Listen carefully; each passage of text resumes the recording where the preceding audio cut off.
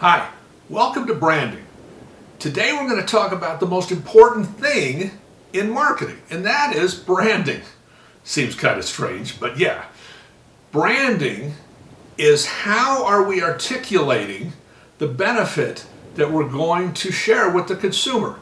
How are we going to tell them how our product or service can fit into their life in a way that makes their life better? Marketing isn't about, or branding isn't about jamming things down people's throats. It's not jumping up and down and saying, look at me. It's not about being on a soapbox and yelling louder than everybody else. It's about simply understanding how can our product and service fit into the life of a consumer in a way that's going to make their life better and telling them that. So there are three elements of a brand. The first is brand strategy. The second is brand positioning, and the third is brand identity. And we're going to talk about each of those separately. So brand strategy is the gathering and dissecting of insights and understandings about the marketplace, about consumers, about your competition. It's about doing a segmentation analysis, a three-circle analysis, and then conducting qualitative and quantitative research to try to figure out where we have an opportunity in the marketplace to be successful. What's our niche going to be? How are we going to be different, better, special? Once we've kind of figured that out, then we have to articulate it. And we articulate it with what's called a brand positioning. The brand positioning is the focus, simplification, and articulation of the brand message as determined by the brand strategy. And again, we break those up into three pieces: a target audience, a benefit, and a reason why. The third part is brand identity. And the brand identity is about creating heuristic elements that can help consumers locate and remember our brand to ease their cognitive load in making decisions. It could be a package shape, it could be a package design, a logo, a label, a jingle, a color. All of those different things could be heuristic elements that help someone with brand identity. Developing a brand really has 5 elements. The first is an emotional connection. How am I going to make an emotional connection between my brand, my product, my service, and the customer? Now, an emotional connection, the emotional connection that we're trying to make is that of trust. If I can get a consumer to trust my brand, I got it. Because that will move them into a reflexive purchase state, and they'll just buy our product or service without even thinking.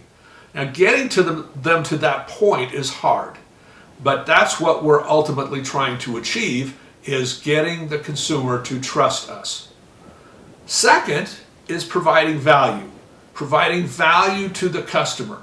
Now, that does not mean cheap. Different target audience for different products. You know, some people might be thinking about buying a Porsche or a Ferrari. Well, they're a very different target audience than you likely. So, you know, the product, the value that brand brings to them is commensurate with what they feel like they're willing to pay. And so value isn't attached to being cheap. Value is just attached to what is the benefit that it's bringing to me as the customer, and do I feel that it's worth that? Different strokes for different folks. Third is accessibility. Can I access your product or service? Now, the internet has solved a lot of those problems. You know, we can buy just about anything on Amazon now. But, you know, back when I was your age, finding a product or service, if I wanted to buy something, if it didn't exist in a store within about a 20-mile radius of where I lived, I couldn't get it.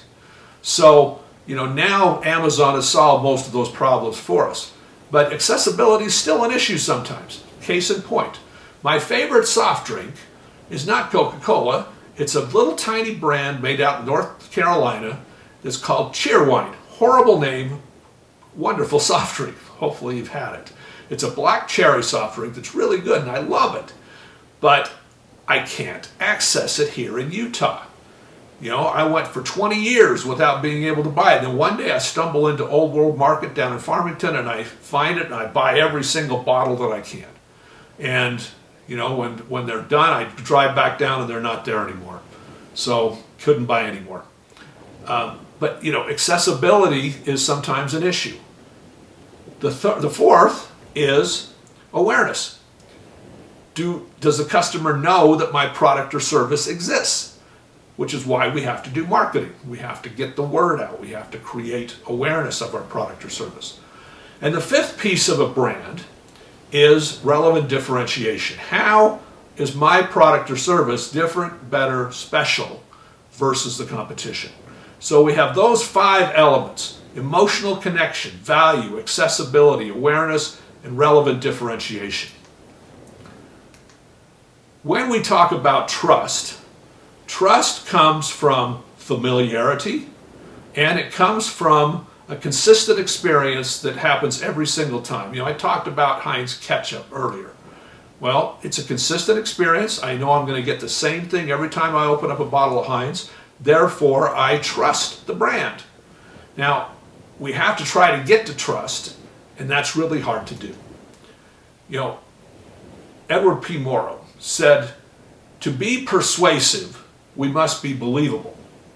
To be believable, we must be credible. And to be credible, we must be truthful." Or trust comes from truth. And that's where a lot of marketers mess up. They try to oversell. Oh, it's going to do all of this, and they're not telling the truth. And then the consumer brings it home. That promise does not meet expectation in their customer experience, and therefore trust is lost. So we have to tell the truth. We cannot overstate. We don't want to understate. We want to tell the consumer precisely, here is what my product will do for you. That creates the expectation in their mind, and then we have to deliver precisely what that expectation is set to be. That truth is what renders trust. Trust is a function of truth over time. So it's not about advertising gimmicks. It's not about trying to get people's awareness. It's just about creating trust. You know, how do we create that trust? So, branding is about consistent messaging. Here are 2 ads. The first is a Michelin ad from 1963. Michelin, because so much is riding on your tires. And here now is an ad from Michelin in 2023. Michelin, because so much is riding on your tires. That advertising agency hasn't come up with an original idea in 50 years. So why are they doing that? Well, because it works. If it ain't broke, don't fix it. That consistent message for 50 years, that if you are carrying something in your car that's precious cargo like your children, Michelin is the tire for you because it it protects your children. Now, every other tire is left to trying to tell you about its innovative road-gripping treadwear. That doesn't matter. You don't care about all of that. All you care about is that it keeps your children and yourself safe, and that's what Michelin does. They've got the ultimate positioning, and they're never going to give it up.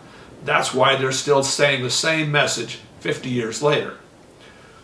Steve Jobs said that branding is about telling your audience the same thing all the time. This is who I am. This is my personality. This is my story. This is what I look like.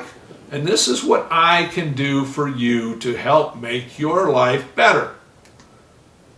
Branding is about storytelling. We turn things into stories because stories are the creative conversion of life itself into a more powerful, clear, and more meaningful experience. Stories are the currency of human contact. And so, in a lot of companies now, they don't even call their head marketer the chief marketing officer. They call them the chief storyteller to emphasize the importance on creating a brand story. Your brand isn't what you make at all. It's what you make possible. Let me say that again. Your brand isn't what you make at all, it's what you make possible.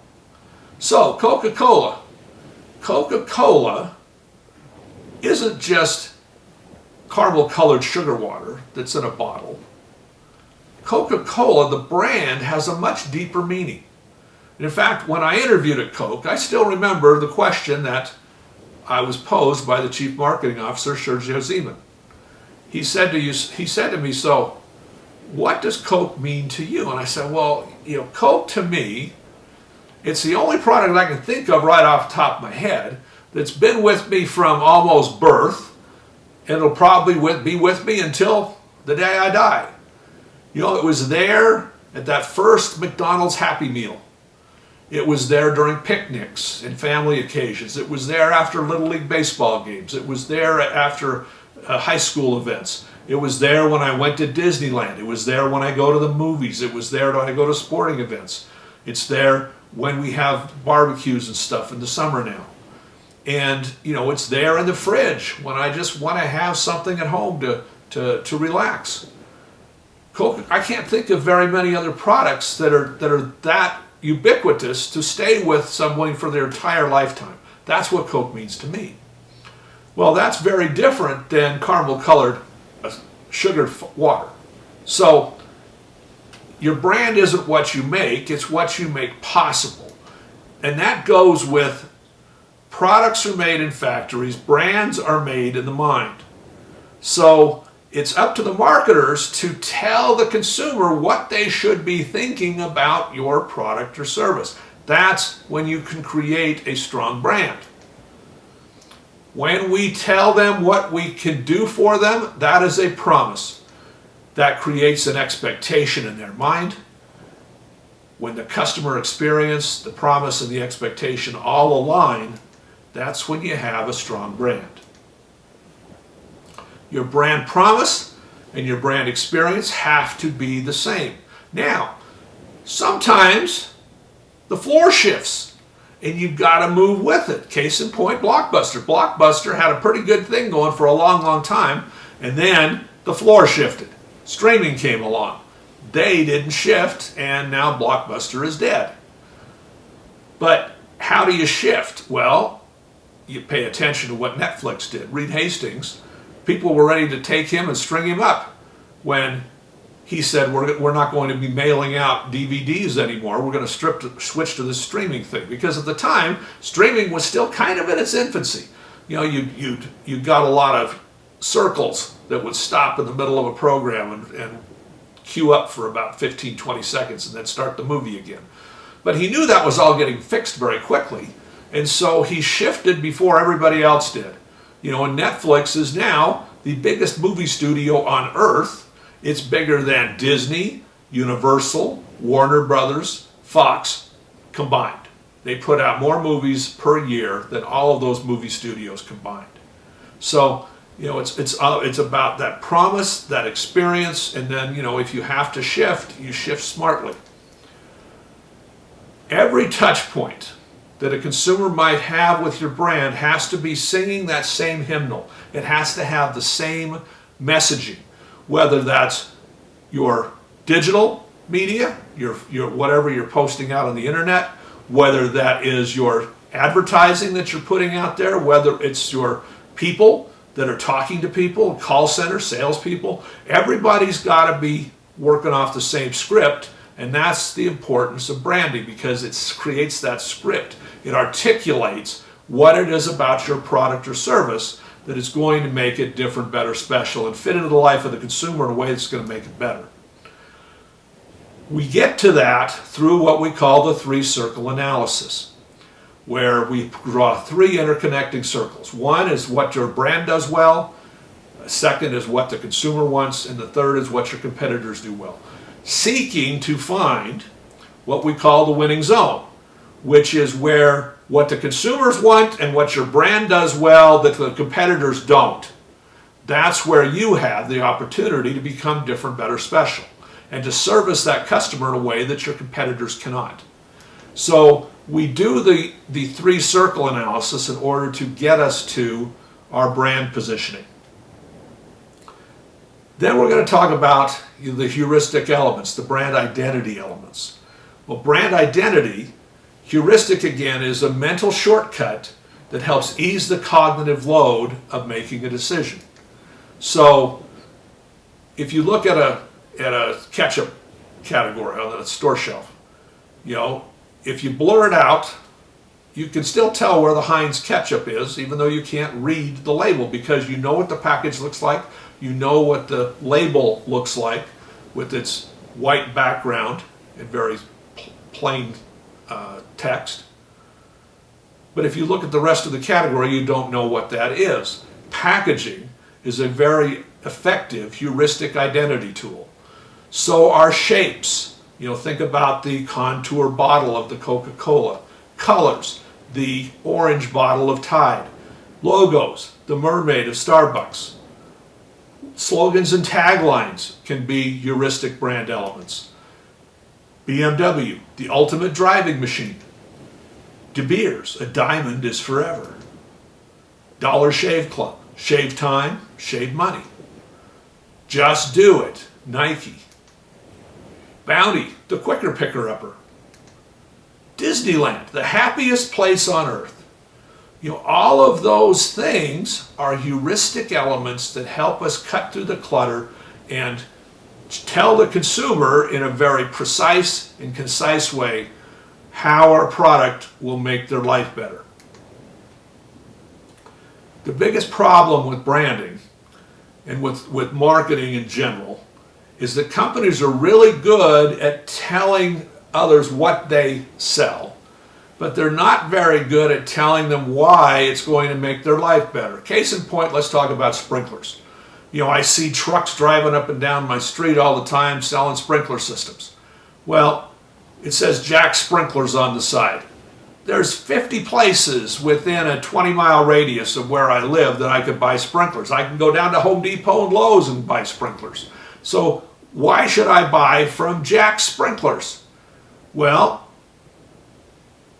let's take it a little deeper. What benefit does a sprinkler system bring to my life that will make my life better?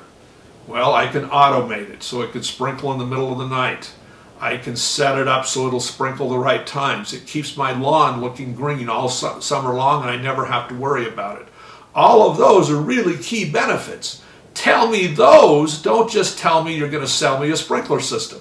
Sell me a green lawn that I never have to worry about, that's going to be the pride of the neighborhood all summer long. That's why I buy a sprinkler system. Tell me how it's going to make my life better. And that, unfortunately, is where most companies fail in their marketing. Right out of the gate, they just say, we sell this, and they don't tell the consumer why that's important. So we're going to look now at a few websites for some brands, and then talk about how those could be repositioned. So this is a trash company in Sacramento, Atlas Disposal. They have clean air vehicles. But their website doesn't really tell their story. Their story is pretty cool. So once I sat down with their management and tried to figure out what it was they were doing, well, Atlas Disposal tries to educate their consumers about how to reduce their amount of trash that they produce and how they can recycle. And so they take food that they pick up and turn that into natural gas that can power their trucks. So they're self-sustaining their own trucks, so they're stopping millions of gallons of polluting diesel fuel from going into the air every year. And they're educating their consumers. They're keeping about a ton of landfill from going into the trash dumps every day. They're reducing a full ton. So you think about the advantages that trash company is creating. Pretty cool. But they weren't telling that story on their website. This is a company called Biomerics that makes plastic doodads for the medical device industry. Again, they make plastic doodads. That's all they basically said on their website. But if you understand exactly what they do, they're helping medical device companies save lives, shorten hospital stays, and make people more comfortable. Well, that's a pretty good benefit from that plastic doodad that they're making, but they weren't telling that story. How do you do it for a golf course? Well, in their original website, it just talked about, the length of the grass and the tees and the pars and all that kind of stuff. But it didn't tell me why I should care. But then when we repositioned it to tell its story, that it's a golf course nestled near the Utah-Idaho border with beautiful panoramic views of Bear Lake and the mountains, with clean, fresh mountain air that you can breathe on every picture postcard hole, and then it's open to the public.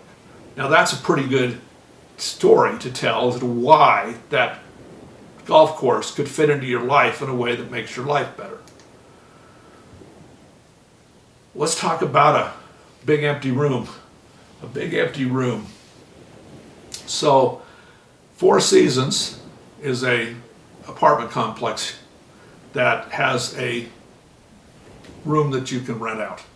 And when you look at their website, it says, well, you can have events, you can have parties, you can have anything you want in this room, basically. But there are lots and lots of other places that you could hold receptions and have parties. What makes theirs different, better, special? So I sat down with their marketing people and I said, how often is this thing rented out? And they said, 3-4 times a month. It's okay.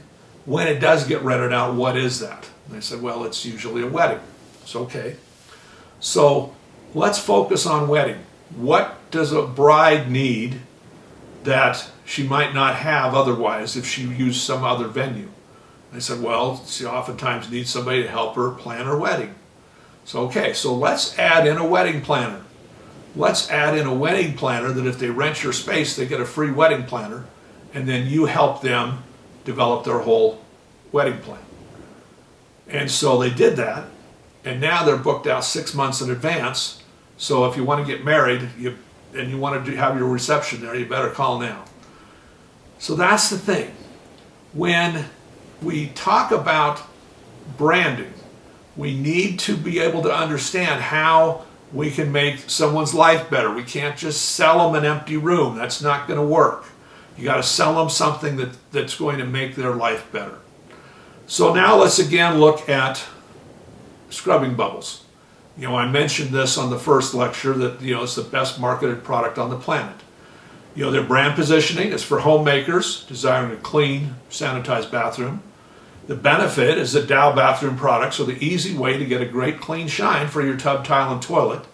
And the reason why, that's because only Dow bathroom products contain scrubbing bubbles that cut through the dirt and the grime, clean to the shine, leaving behind a clean, sanitized surface. So, brand positioning becomes the goal of all of this. How do we articulate how our product is going to be different, better, and special? And then once we have that articulated, we make sure that that message is on everything that we're doing. So we're going to learn a little parlor trick here, where we're going to try to look at an ad and then extract the brand positioning out of it. Because if it's done right, you should be able to look at any ad and then be able to articulate the strategy if you know what you're looking for. So we're going to learn this little skill right now. So the first ad let's take a look at is one for Comtrex. Get customized relief, Comtrex, for your cold symptoms. Now, who is the target audience for this? Well, it's people who are suffering from a cold, right? Because you don't go out and buy cold medicine when you're not sick. So the target audience is cold sufferers. Then the benefit is that Comtrex offers customized relief for your cold symptoms, because they have those 4 different types of boxes on the ad. The reason why, which has to explain how it is they're able to offer that benefit in clear, simple language, which I call kitchen logic, that's because Comtrex offers 4 different relief formulas that treat and work against your specific cold ailments. Now you take that strategy and you look at that ad, and they are symmetrical. One is the other. And that's what you want to have if you're doing it right. The brand people will articulate the strategy, they give that to the agency, and the agency is able to perfectly articulate that in an advertising form. So let's take a look at another one. Contact. One contact and you're good for the whole day. Continuous action contact relieves congestion and pressure all day long. Time release 20 or 12-hour time capsules, releases hour by hour for consistent delivery. So the strategy for this one is just a little different, right? So who is the target audience for this product? Yes, it's cold sufferers, but it's cold sufferers with a specific problem, which is they need to be able to go to work and have 12 hours of continuous relief. So the target audience is cold sufferers seeking all-day relief. The benefit, maximum strength contact, offers 12 hours of continuous relief from cold congestion and sinus pressure. And the reason why, that's because contact has time-release technology that releases steady doses for up to 12 hours. So again, strategy is reflected in the ad. So let's take a look at this one. Crest White Strips. The secret is in the strip. Crest White Strips whiten teeth 5 times better than the leading paint-on whitening gel. Crest White Strips. So how does it do it? Well, because the white strips have a gel that sticks them on the teeth, that holds it on the teeth longer in order to penetrate below the surface. So that strategy is articulated like this. For target consumers seeking a whiter smile, Crest White Strips, the benefit, Crest White Strips whitens teeth 5 times better than the leading paint-on whitening gel. And the reason why, that's because Crest White Strips, gel-coated strips, hold the peroxide on teeth longer to whiten stains below the tooth surface. So it's almost word for word what the strategy was articulated in the ad. And that's what we want. We want to try to be as closely linked with what's in the ad as what's in the strategy. Now there's a couple of other pieces of this that are important. When you write a strategy, you always start the benefit with the name of the product. So in this case, benefit Crest White Strips. And the reason why, you always start it with the 2 words, that's because, followed by the product name. So in this case, that's because Crest White Strips. And we do that because we're trying to, sometimes it's hard when we're starting to do this to figure out which is the chicken and which is the egg. What's the benefit and what's the reason why?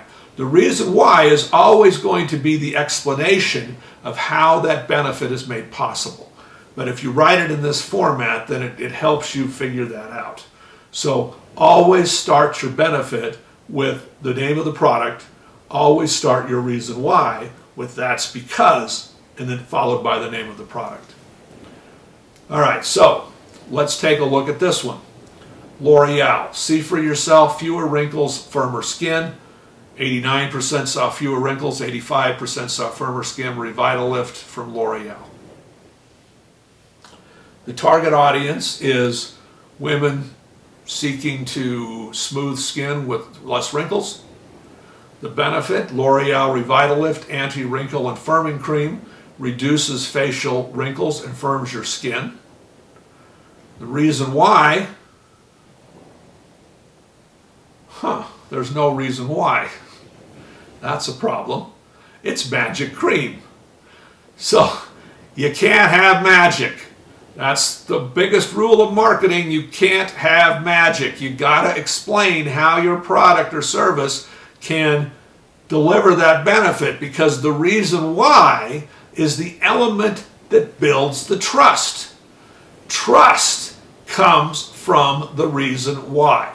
Explaining clearly and simply how your product can deliver the benefits you're offering to the consumer in a way that's easily understandable. Kitchen logic. So that is branding. Most important part of marketing. And we've got to become really, really good at it. So the next thing we're going to do now is a brand positioning workshop where we are going to sit down and try to write brand positioning, looking at an ad and writing the brand positioning. And this is precisely the way that P&G taught all of its marketing people. When you get to work there, they put you in a class at P&G University, and you spend a week looking at an ad, writing the positioning, looking at another ad, writing a positioning. And that's the way you learn this skill. And it's the most important skill that we're going to learn here, so we're going to get really good at it. So the next thing up is the brand positioning workshop. See you there.